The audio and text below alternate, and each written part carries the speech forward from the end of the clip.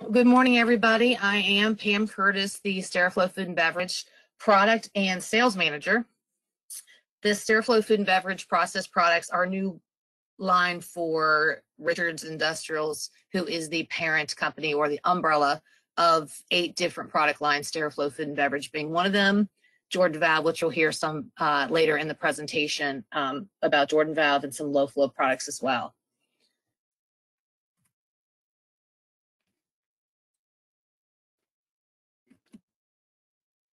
So these process products for Steriflow Food and Beverage, they cover a wide range of industries and applications, from food and beverage to dairy to distilleries and agriculture.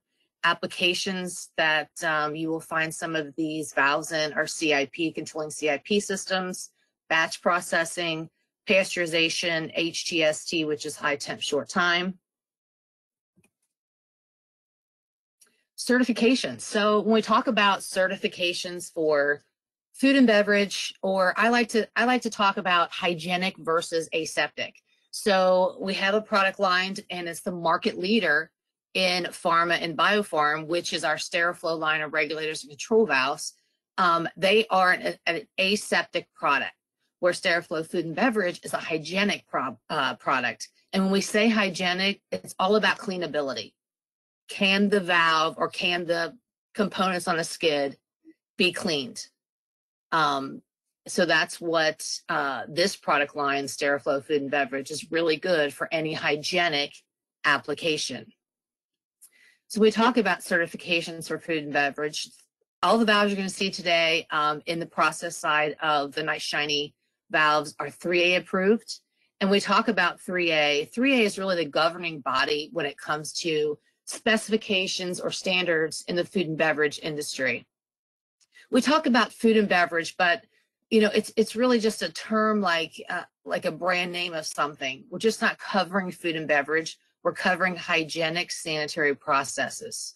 So whether you work in a food plant, or whether you have a food plant, or whether you have a health and beauty plant, these certification standards cover all of that territory.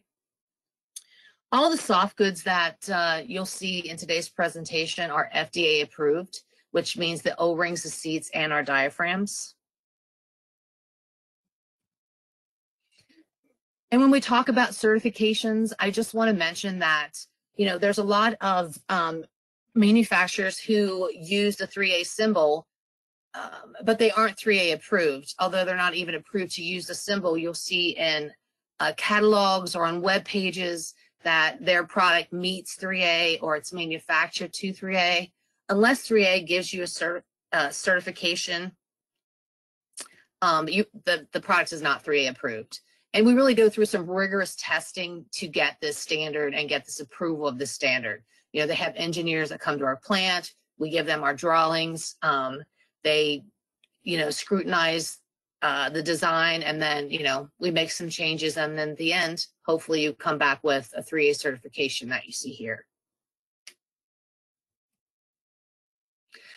Another product we're going to be talking about, or another, is our Drawline Diaphragm. So you're going to be hearing a lot about Drawline today. Drawline is just a physically modified PTFE.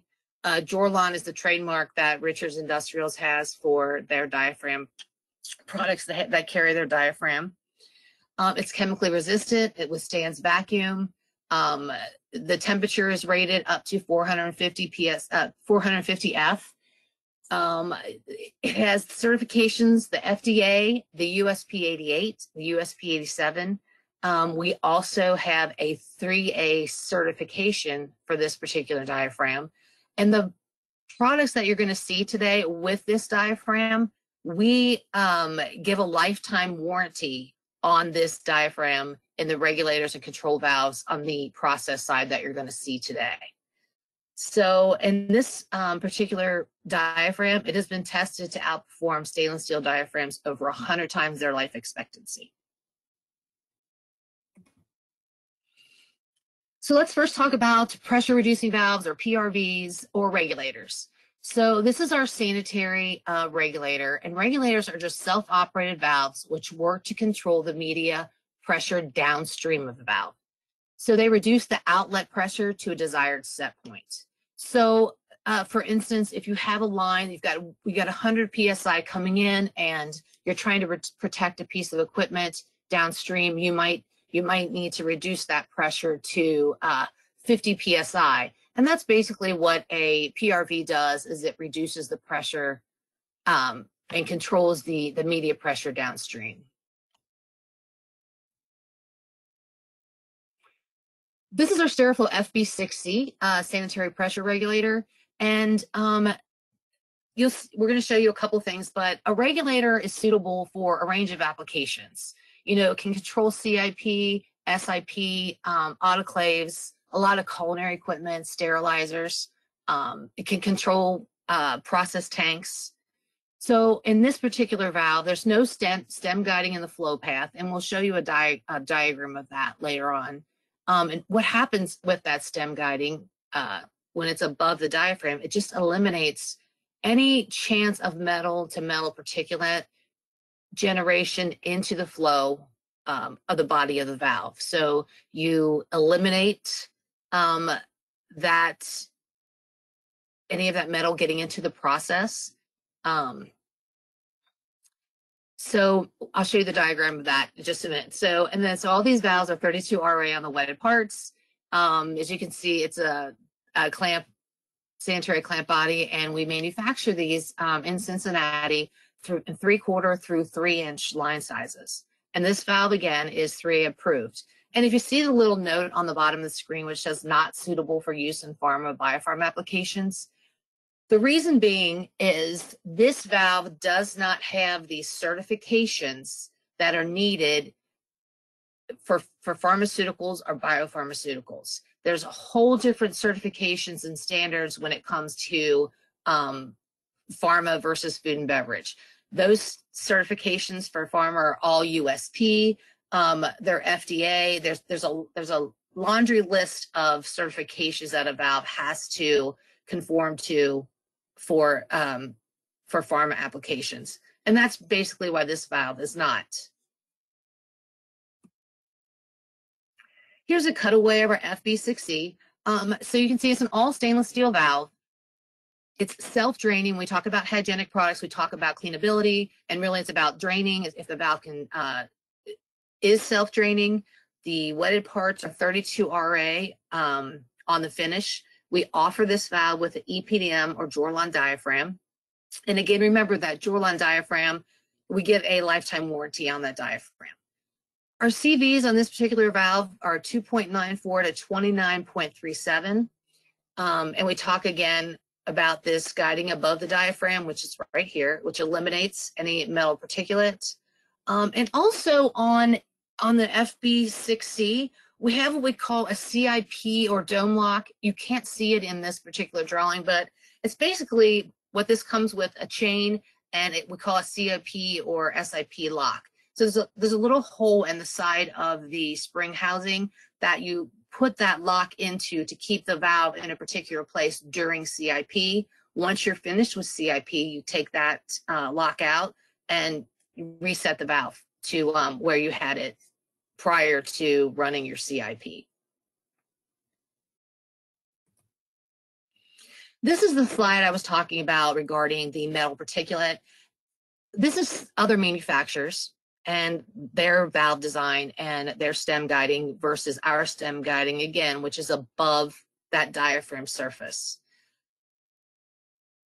So when you have metal to metal rubbing together, especially stainless steel, you can get not only the metal particulate, but you can get a lot of galling. And if you get galling anywhere in where the process, where it can go into the process or can leave particulate behind, if you have galling on stainless steel, you can leave process behind that a CIP cannot pick up.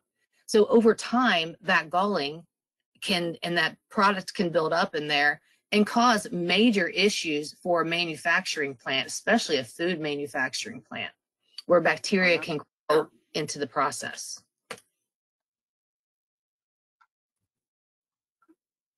Let's talk about back pressure regulators. So BPRVs are designed to modulate and hold a specific back pressure. So it regulates the upstream inlet pressure versus the regulator that is downstream. Let me go back to the slide once.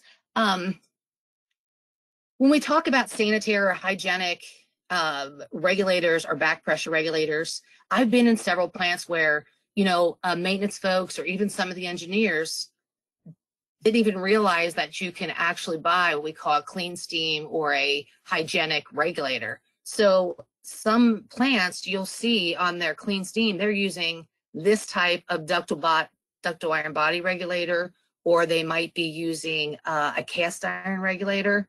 So they didn't realize that there was a sanitary hygienic regulator that they could be using, because really you don't want to use this type of regulator on clean steam that could possibly affect the process. So, you know, here's a perfect example of a hygienic, either back pressure or a PRV that you can use in place of this type of regulator on a hygienic or clean steam system.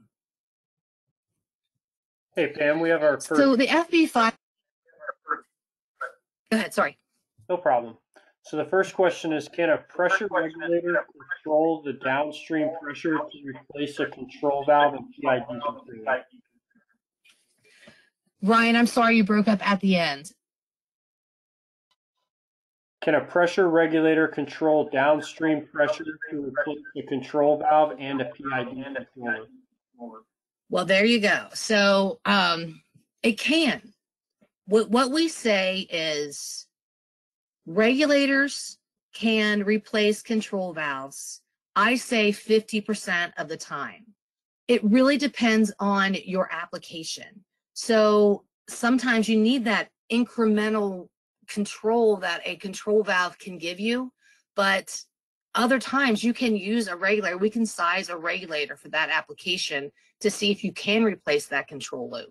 Because if you look at regulators, they're really their own control loop, and it's a set and go type of valve.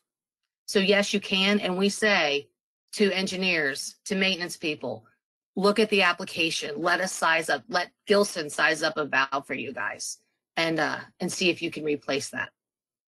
So yes, it can. It depends on the application.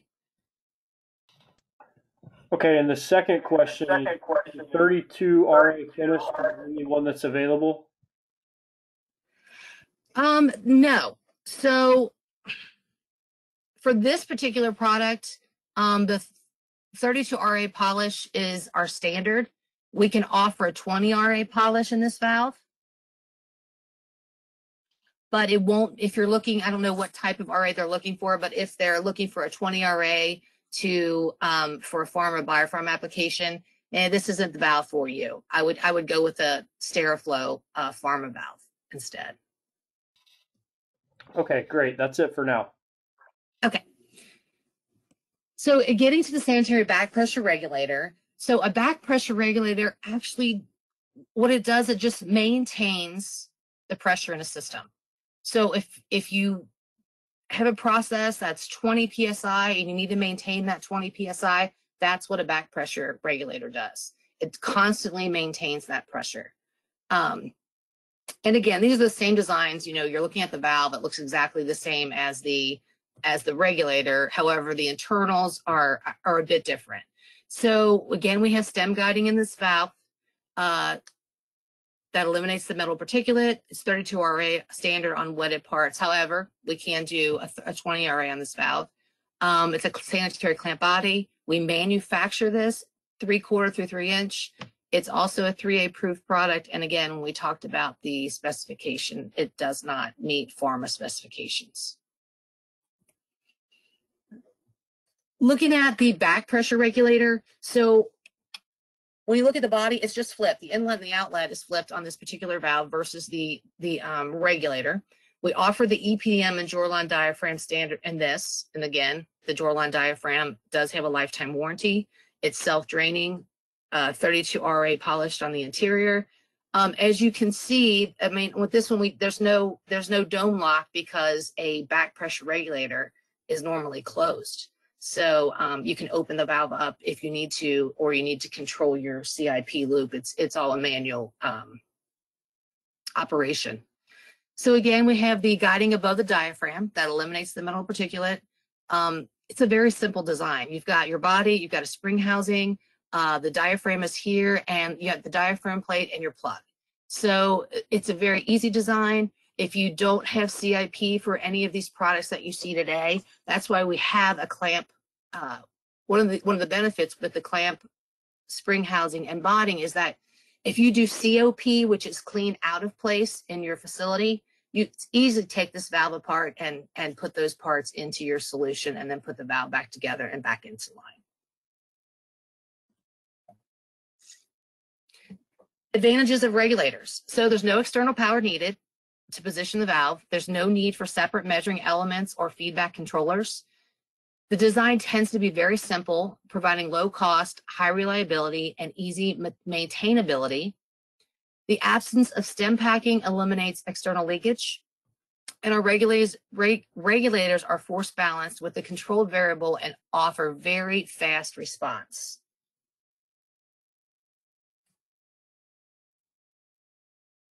I'm going to stop here just for a minute and go over, just talk about a couple applications for the regulator and the back pressure regulator. So you can use a PRV or a back pressure regulator to control flow in your CIP applications. Also blending, you can use a regulator that allows for more exact mixture of ingredients during product blending.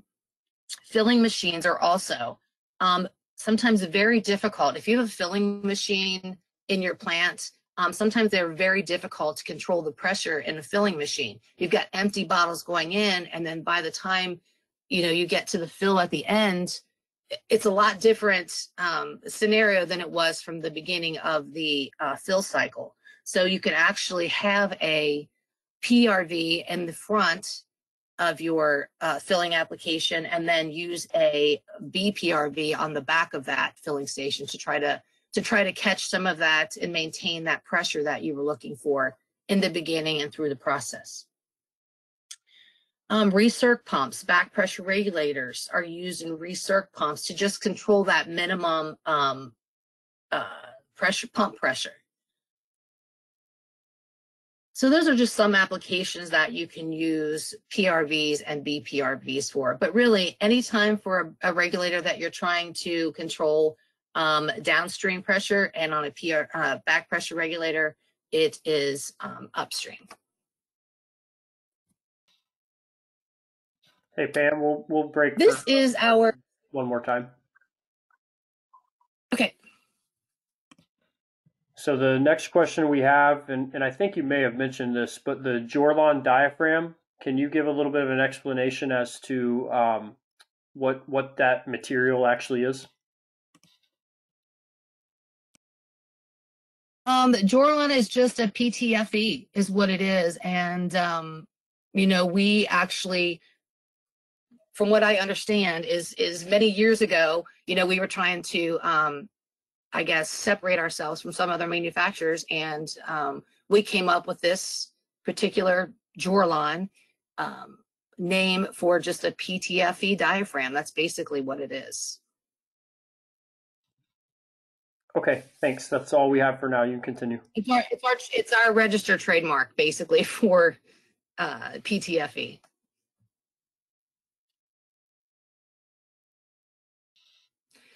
So this is our Steriflow FB5 series control valve. And when we talk about this valve, again, the O-ring series is designed to meet rigid specifications for sanitary process control valves for customers who prefer an O-ring style stem design. Currently, this is the only style that we offer in the food and beverage line, is the O-ring style. So this valve series is suitable for a wide variety of applications for cosmetic, dairy, food and beverage industries. It's a 3A approved valve. It has high rangeability and capacities. We offer it with characterized trim. You can get several different soft seats on this valve. It's standard with a metal seat, but we offer different O-ring and diaphragm configurations for this valve. just talk to your salesperson and they can help you figure out what is best for your application.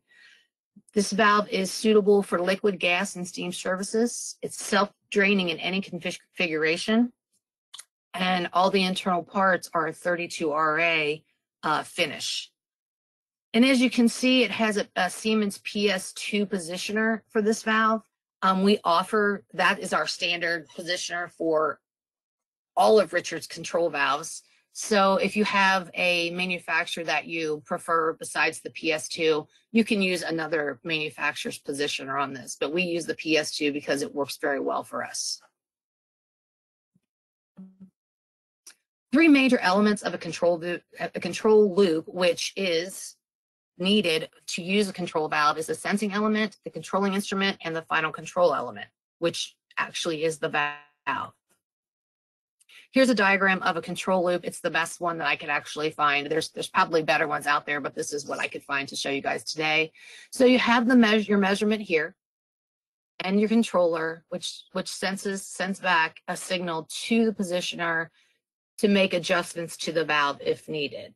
So when we talked about earlier, the question was, can you replace a control valve, a regulator, with a control loop, which is the valve, your controller, and your measurement? Yes, you can, depending on the application and if that regulator, the parameters of that regulator fit into your process. So with a control valve, you have a cost of the measuring device, you have cost of the controller, and then you have the cost of the valve. So again, the valve is the final element in the control loop. Regardless of variables being controlled, flow rate is always the manipulated variable. So control valves control temperature, pressure, flow, and level. This is a cutaway of our FBC VOR, and you've got your air-loaded actuator here. We can mount any positioner here on the yoke. This valve is also a clamped body, so the body and the bonnet are clamped together with a high-pressure sanitary clamp. It's a 32RA finish on the unleaded parts, which is standard. Again, this comes metal seated standard, but we can offer a wide variety of soft seats on this valve if needed.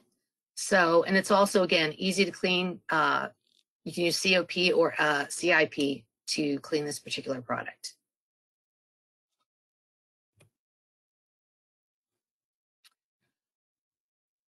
Again, when we talk about this control valve, we have a couple features that you might not see with other manufacturers. We have a remote mounted positioner. So if you have a skid in your plant, or if you're designing skids and you have a very tight space, you can actually mount your control valve on one side of the skid and a positioner on the other side of the skid, somewhere else on the skid. So you have room to fit these valves and positioners in. So again, we talked about it self-draining in the vertical and horizontal positions. All the soft goods are FDA approved, whether it's BUNA, EPDM, and it's a 3A approved valve. When we talk about advantages of a control valve, it's a highly accurate positioning and repeatability. There's wide ranges of sizes and materials and configurations. We only offer this valve today up to a 3-inch valve. We actually have a 4-inch sanitary clamp version of this valve that's actually in our engineering department being developed. So that we'll be releasing a 4-inch version of this valve. It can be provided with specific flow characteristics, selectable failure modes, noise reduction, cavitation control.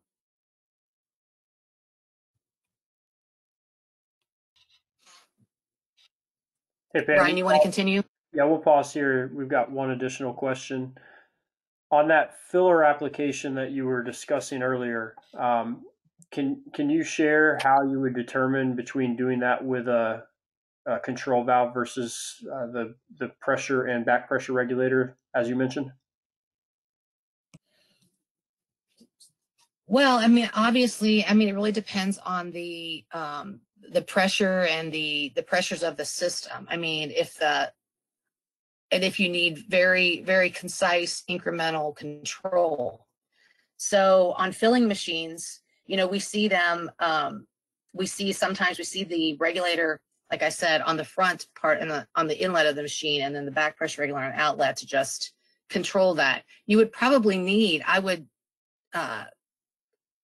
for a control valve, I don't know a lot about filling machines, but I've seen this application before. I mean, it just depends on the variables, on the process variables, whether you can use a regulator or you have to use the control valve. Does that make sense?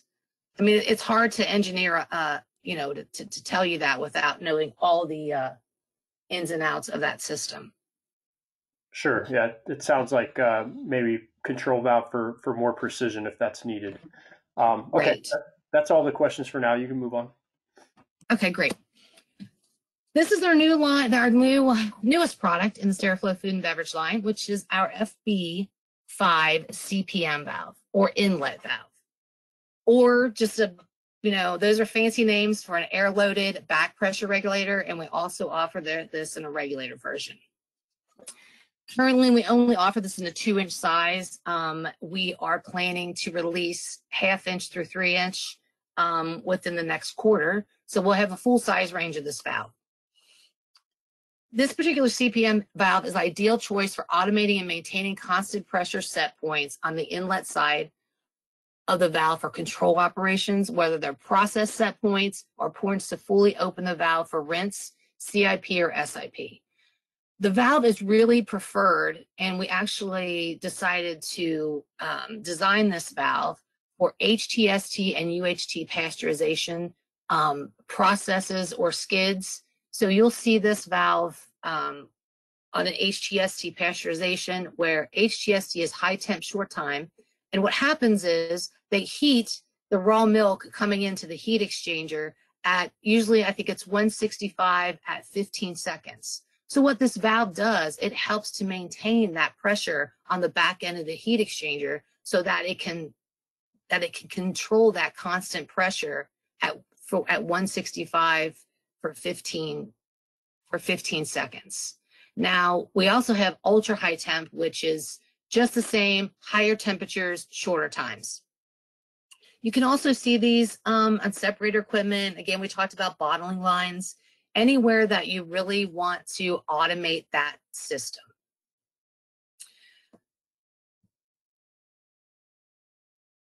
I'm going to move on from this. I don't know if you, Brian, can you hear that? No, we're not getting it, Pam. Introducing the Fb5 Cpm Inlet Valve.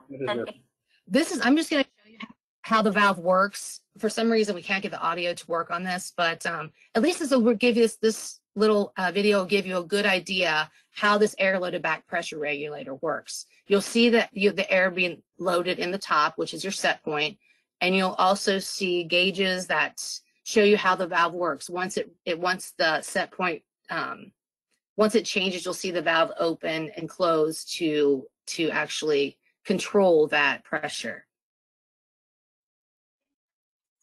Fb5 Cpm Inlet Valve, an air-loaded sanitary constant pressure modulating valve that's designed to allow the user to change set points remotely via a cabinet or panel-mounted air regulator.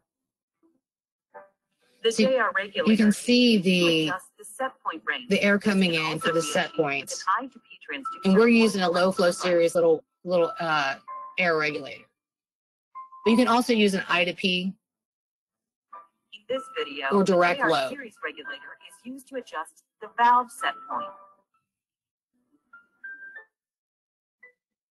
The valve is normally closed, and when inlet pressure increases, so the valve is normally closed, and when the inlet pressure increases, you see the valve open so it can maintain that constant pressure. Whereas a decrease in the inlet pressure below the air set point causes the airflow to force the diaphragm and plug towards the seat into the closed. So the valve works with the increase and decrease of the pressure. A certified inlet valve that is ideal for sanitary process applications, including HTST, UHT pasteurization, fully automating SIP, CIP systems, and so I hope that gave you a little bit of insight on how this valve works. So it is the inlet constant pressure modulating valve.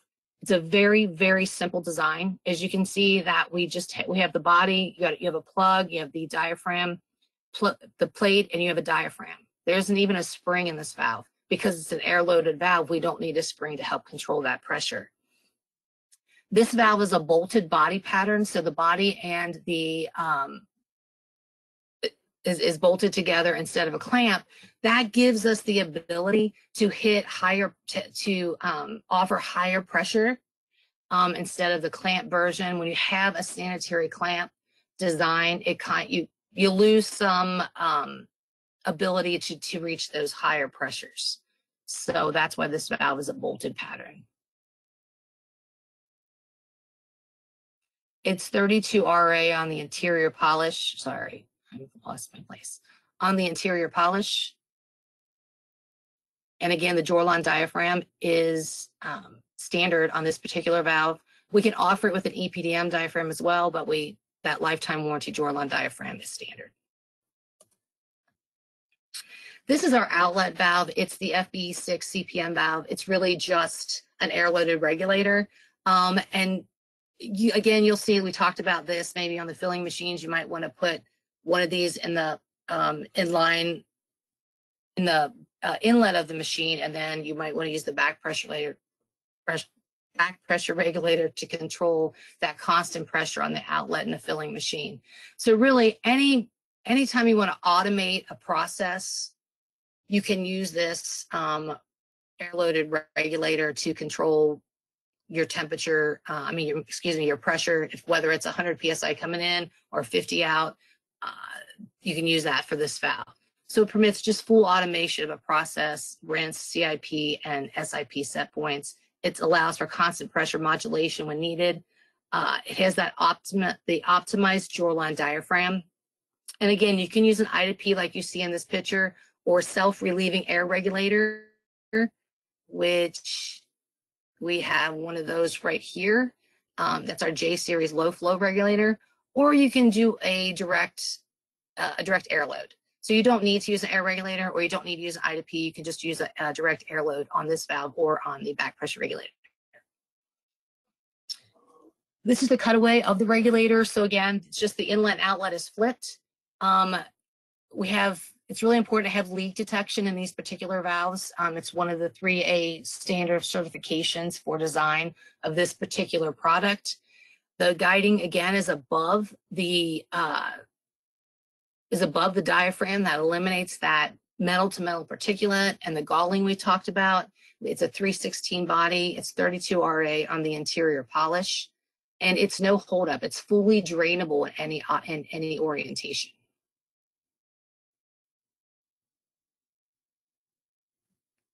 Ryan, do you want to continue? Yeah, go ahead. We don't have any additional questions at this point. Okay, here's a couple other sanitary items that we have that we offer in Steriflow Food and Beverage. Although they fall under our Bestibel product line for Richards, we've kind of taken them and added them to our product mix for Steriflow Food and Beverage. This is the Bestibel DTCS sanitary disc trap. It's a low to high flow thermodynamic sanitary trap for horizontal vertical installation in your plant. It's good for culinary and clean steam applications in food and beverage and in health and beauty industries. I will say that 3A does not certify steam traps. So there is no 3A standard or certification on this steam trap or the one you're going to see next. So this is good with vessel jacket condensation drainage. Also tracing, you'll see these in a lot of tracing. I call them trees or manifolds. And you can operate this in any position, and we manufacture this 1/2 through 3/4 inch. We also offer a thermostatic sanitary trap, and it is a balanced port trap for high flow with a horizontal inlet or outlet connection for process steam, SIP, loop drainage applications, and food, beverage, and consumer health and beauty. This particular trap is designed to provide higher flow rates for low pressures and low subcooling levels. Maximum operating pressure is 90 PSI, and it's configured with a bellows assembly on the internal. So what happens is that bellows, it heats up and it cools down, and that's how the trap senses temperature. The whole body construction is 316 and it's polished to a 32 RA on the interior. We actually manufacture these in 1/2 inch through 1 inch ASME clamp connections. Just one application to point out for these steam traps is when kettles. A lot of food manufacturing plants heat up their process in kettles. So they'll heat up a process, they'll get through one batch, and then, you know, sometimes manufacturers are waiting a couple hours to start up a new batch because their system is in a stall. You know, once that steam starts to condensate, they have backup in their system, and they have to wait to get rid of that condensate or to heat that condensate before they start a new batch. So if you install one of these low subcooling traps in line, what will happen is as soon as that temperature starts to drop, the trap will open up and release that condensate. So you'll have quick removal of condensate during heat up. You're going to have faster kettle heat up, shorter startup times, and more production batches per year, which leads to more annual revenue.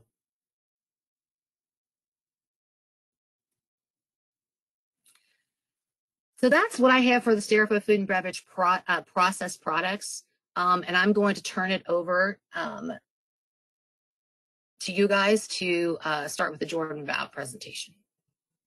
Yeah, thanks, Pam, for covering the clean side of the facilities. We don't have any additional questions now, so I'll go ahead and jump into my portion, and then we'll let you wrap up with the final slide. Okay, so I'm going to talk now about the utility side of food and beverage facilities and what it is that we have to offer for the utility side of the plants.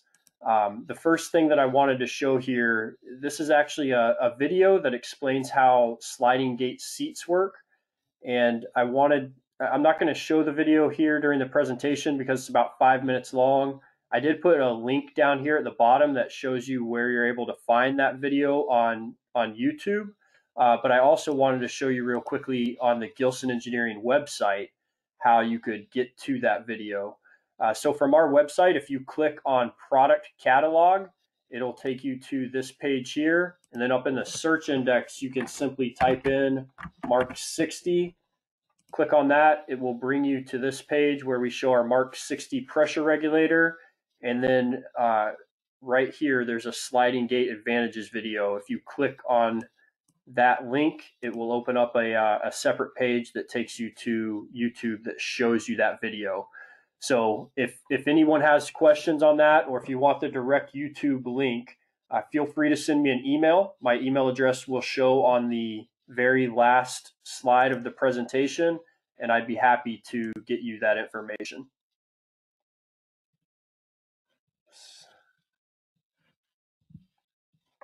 And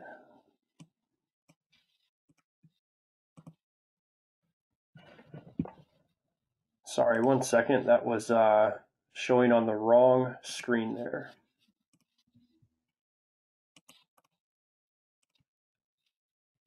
Let me try that one more time.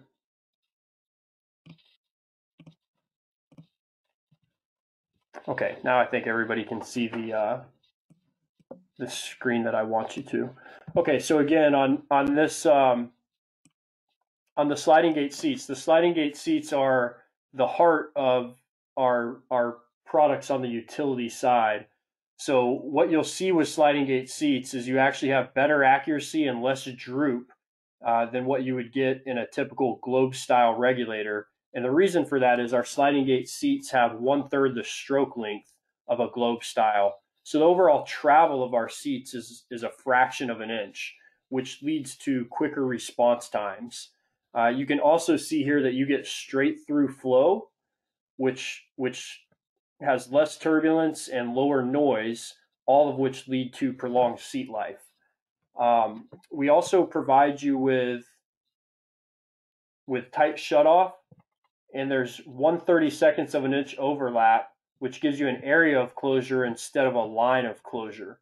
The seats are also self-cleaning and self-lapping, as the seats themselves, when they're moving, will shear product off during normal operation, which allows the seats to wear in over time. One of the other things you can do with sliding gate seats is you can switch them out in the field. This can be done in a matter of minutes, and that will allow you to change CV sizes if you ever need to in the field, if you're not getting the control that you're looking for. On our control valves, you can also rotate the sliding gate seats 180 degrees, and you can go from direct acting to reverse acting. Hey, Ryan, we're still showing the video page. Okay. Thank you. Good. Thanks, Chris. So the first product I'll talk about on the utility side is the Jordan Mark 50 and Mark 60 series. This is our pressure regulator and back pressure regulator. We offer these products in a 1/4 inch up to a 4-inch line size, and you would use either a back pressure or a pressure regulator, depending upon if you're trying to regulate the upstream or the downstream side of the valve. And again, all of these valves have the sliding gate seats. We offer them in a variety of different body materials, with your standards being ductile iron, bronze, carbon, or stainless. And then we'll offer them with an assortment of different end connections, threaded, flanged, or weld-in types. The CV sizes will range anywhere from 0.84 up to 200. And we haven't talked much about this during the presentation, but we're going to size each valve for your specific application and determine the best CV size for that specific application. So we have a wide range of CV sizes depending upon the application and what type of control is required. And then the set points range anywhere from 0.5 psi up to 450 psi, and that would be dependent upon the spring that we actually put into the valve body. Moving on to the utility control valves. So our Mark 75 is our sliding gate wafer style control valve. And one of the biggest advantages to this valve is the fact that it does not have flanged ends, and we've made a smaller version of a control valve that is significantly lighter in weight and smaller in size than many other manufacturers' control valves on the market. So we offer this in a 1-inch through an 8-inch with CVs up to 600, and the 2 standard materials that we offered in are carbon steel and stainless steel. It can be done with a positioner, just as we show here, or simply with eye to P's. And just as Pam mentioned earlier, the Siemens PS2 is the standard positioner that we offer, but if your facility has a specific positioner that you prefer, we can put any positioner on these valves. Blanketing valves. So we haven't talked about this yet on the clean side, but we do offer tank blanketing valves, which most commonly are going to be used to purge nitrogen on top of some product or process that can't be exposed to oxygen. So we make both a pad and a D-pad valve, and I'll talk about that a little bit more on the next slide, where we show a diagram that explains how these valves work. But we do offer different versions of these. The 608 that's shown here is only 1.5 inches and a 2-inch valve, but we offer blanketing regulators as small as 1 inch, and we make them in an assortment of different body materials, again with threaded or flanged end connections. And we have set points that go down to as low as 2 inches of water column and as high as 5 psi. The blanketing regulators get sized in a specific way as we look at the overall thermal expansion and the rate at which the product can be pumped out. So the sizing is done a little bit differently. But if you get with us on your application with all the process details, we'll be able to explain to you which valve would be best suited for you. But here, if you look at this diagram, we show our padding or our supply valve, and then we show our D-pad or our venting valve. And basically what you have here is the padding valve is the one that allows nitrogen to flow into the tank to pad or make a nitrogen blanket on top of whatever the process is. And then your D-pad valve is what actually allows us to flow nitrogen out of that tank as you're filling the tank with more and more process. So we're making sure we keep the nitrogen pad in that tank at the correct set pressure for you. And then this is another control valve that we offer on the utility side. So whereas that Mark 75 that I mentioned earlier was a 1-inch through an 8-inch, this is our low flow fractional control valve. We offer it in line sizes 1/4 inch up through 3/4 inch. And again, standard material here is stainless steel, but we can make it out of pretty much any alloy with or without a positioner, just like we do on the Mark 75. And the biggest advantage we have to this valve is the tiny CV sizes that we can go down to. CV sizes as low as 0.002.